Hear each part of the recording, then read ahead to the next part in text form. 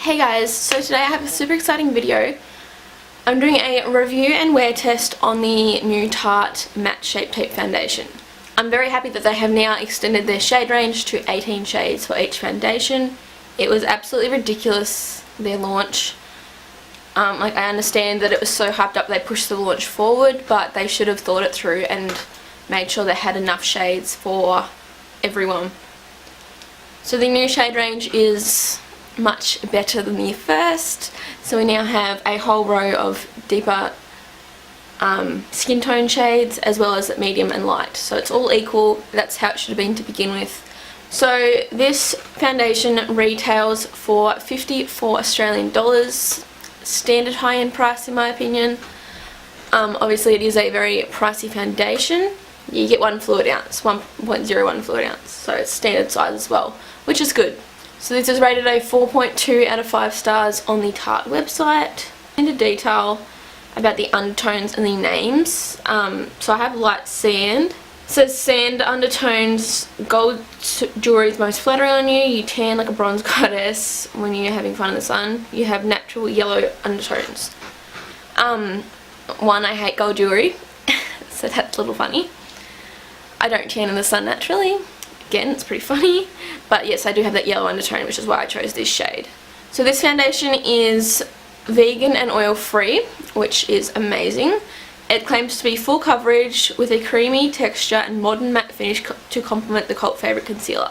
I have the Tarte Shape Tape Concealer. It's not my favourite. I find, especially with my lighter shade, which I think is fair neutral, it just doesn't cover. I found that with a lot of paler products though. I don't know what happens with it, but they just don't seem to cover as well compared to like a deeper tone. I do have the concealer in 2 shades. I have fair neutral and light medium. This is like my fake tan shade, and this is just a super pale one, which I actually usually mix these, or I'll add a dab of this in with another concealer to lighten it up and just add that supposed coverage. So continue on. This says it provides the same full coverage as its concealing predecessor. It smooths the pores and imperfections with rich airbrushed full coverage that dries to a flawless matte finish using its unique concealer inspired wand. So yeah, it's got the giant doe foot. It's probably easier to say this side. And as you can tell, it clearly is just trying to be a giant Shape Tape bottle. The formula absorbs oils and shine, leaving skin creaseless, hydrated, free of flakiness or cakiness, and helps to improve skin health with every application.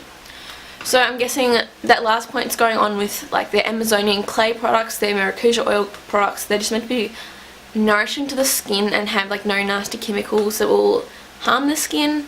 So yeah, I've got this on now. I will go through this list again at the end of the day and see if I agree with the claims. The other product I purchased was the Petal to Perfection foundation brush. So this retails for $38. It is a very, very pricey brush. If you want to try this kind of brush, I'd recommend getting a knockoff. I know Designer Brand has came out with a little set of them, and you know, they'd be super affordable. I think it's like $12, $13, which is crazy. And I have some of their other brush collections and I love them. They're really nice quality. Kind of picked this up spur of the moment when purchasing both foundations. I shouldn't have, honestly, because $40 for a little plastic brush when I could get the set of 3 from Designer Brand for like $13. I don't think it's worth it. But if you want to get the brand brush, it is nice. It's nice and dense, blends your foundation out quickly and easily, pretty smooth and flawlessly. And yeah. It's also cruelty free and vegan, and it's rated a 4.6 out of 5 stars. It's actually rated higher than the foundation, which is surprising. But yes, so this is what I'm using today to apply my foundation. So if you would like to see how this foundation applies and wears throughout the day, and also my final thoughts at the end, please continue watching. So I'm going to prime half my face with the MUA Skin Defined Hydro Primer. This is just like a gel primer. It leaves your skin feeling tacky, so the makeup really sticks to it. I have used this before and I do really like it. It's also really lightweight and feels like pretty much nothing on your skin aside from the tackiness. So then I'm taking my foundation and the matching brush. So I have the shade Light Sand in this, and we're just going to go ahead and apply it.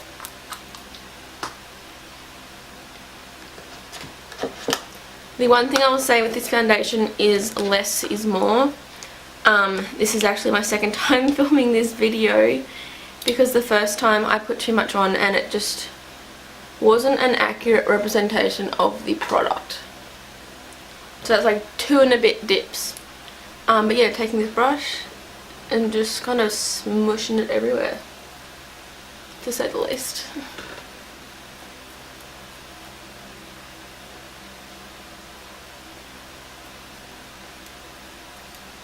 Make sure to blend down your neck too.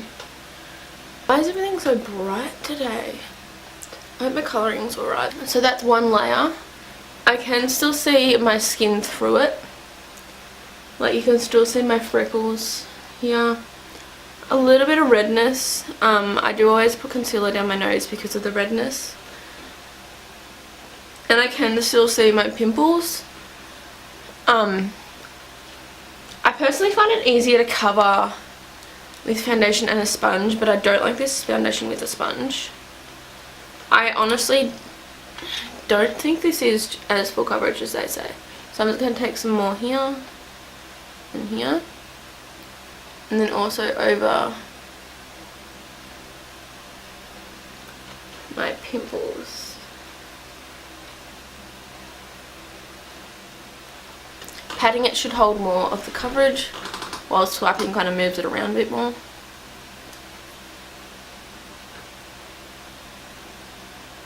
I find this doesn't layer the best, just because it's such a dry foundation. Like, it dries so matte. When you try and layer, it kind of sticks because the layer underneath is dry and you're putting like a wet layer on top. But yeah, so that's 1 and a bit layers, and I reckon that's pretty good coverage. Like, I'm happy with that amount of coverage for my skin. If there's anything else that needs covering, like my under eyes, this is a big brush that doesn't get under your eyes very well, but I prefer to just apply concealer under there. And if my blemishes are thrown through a little bit, I'll put a bit of concealer on, but that usually doesn't help either. So I just let them be, because everybody has a few blemishes, especially being a teenager. For concealer, I'm going to use these. This is the Makeup Revolution concealer. I will have a video of this going up soon. Oh, I shouldn't use this actually. I might use a different one. I just remembered I like that with a sponge better than a brush. My favourite concealer brush is this Garnier one. It came in their mini marble set. Crush Cosmetics has a very, very similar set to this. And of course, I have a code for Crush Cosmetics, Alana 5, for a discount. But yeah, I love this brush so much.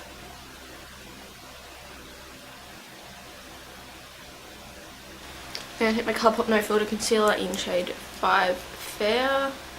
This is my favourite, and I've just ordered a new one because it's running out. It's lasted pretty well because I do use this a lot. And I reckon I've had it for 3 months. Kind of highlighting, but this shade also oxidizes to my skin tone, if not a little bit darker. I hope they come out with some lighter shades because, yeah, that's the lightest one and it's borderline too dark for me. As I mentioned, this is a very dry foundation, like it sets very matte. So I'm not going to set my whole face because that feels like it's already been set. I'm just going to set where I just apply that concealer, so under my eyes and down the middle of my face. Anyways, I'm going to go ahead and do my makeup. I'm actually filming another video for that. It is currently 11:05, so I started a little later in the day, and I'm going to try and get as many hours wear out of this as I can. So it'll be around 10 to 12 hours hopefully, because I do stay up late at night.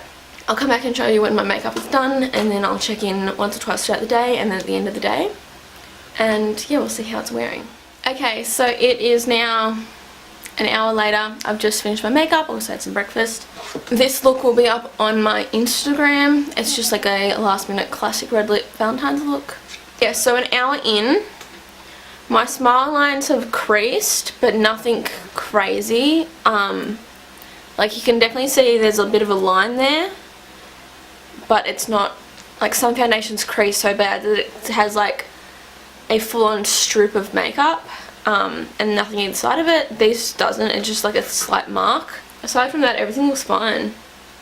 So this is what we're looking like. As I mentioned, I didn't set my face and my bronzer went on fine. Could have used a bit of a darker bronzer. But yeah, so I will check in with you guys later this afternoon and then again tonight, and we'll see how it's wearing. Hey guys, so it's now 6:30 or 6:25. So I haven't had this on for 7 hours. Pretty much just been sitting at my nan's watching YouTube and pretending to online shop because I'm broke. No, just not spending money at the moment. I reckon it looks pretty good from a distance anyways. Up close, I would say it looks pretty good. My mascara's everywhere. I haven't even gone very oily today.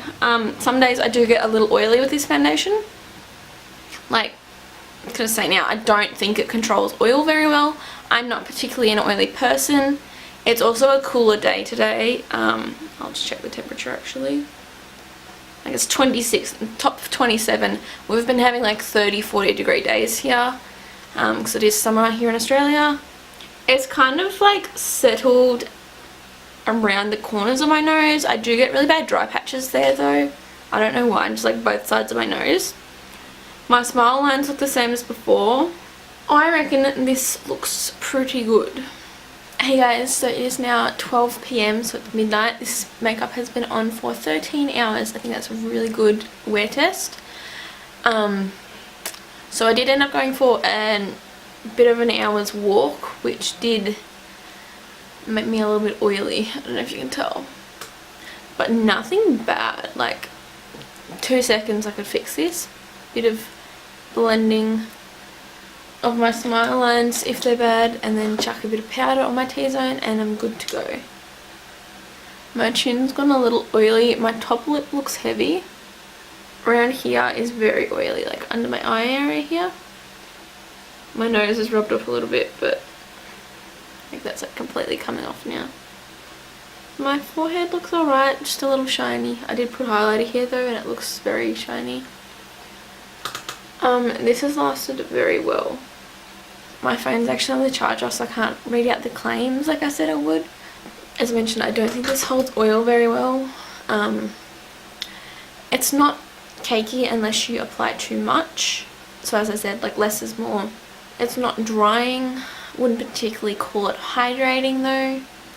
And I can't really think of any of the other claims. If there's anything else, I'll leave in the description box, so make sure to check that. I also have links to the products, and once again I'll list my shades. But yeah, as I said at the start of the video, I do really like this foundation so far. It was very hyped up, which also tends to lead to more negative reviews because you have like this really high built up expectation and the product meets about here. So you have like that drop, so reviews tend to take a more negative turn. But yeah, that is all for today's video. I hope you enjoyed. I will have a video featuring the hydrating finish foundation coming up probably in the next couple weeks. It is in my fake tan shade, so I'll have to obviously tan first because I'm super pale. If you enjoyed this video and love Tarte Tech, give it a thumbs up and let me know your thoughts of this foundation as well as the hydrating formula, because I'm interested to see what everyone thinks. Make sure you're subscribed to my channel. I'm going to have a nice giveaway at 1,000 subscribers, which we're getting there. It's pretty exciting. I hope you're all having a fantastic day, and I'll see you in my next video.